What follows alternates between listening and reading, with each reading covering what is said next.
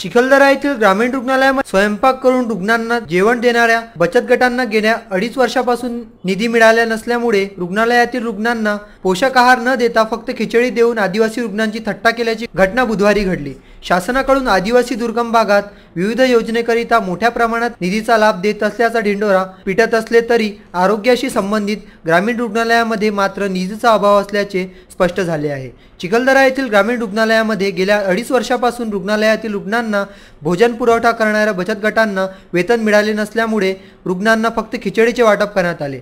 हा प्रकार अतिशय निंदनीय असून सरकारच्या डोळ्यात अंजन घातल्यासारखे आहे। बचत गटाने वेतन मिळावे याकरिता न्यायालयात धाव घेऊन उपोषण सुद्धा केले होते, मात्र याचा काही उपयोग झाला नाही। नाईलाजास्तव बचत गटाने जेवण देणे बंद केले।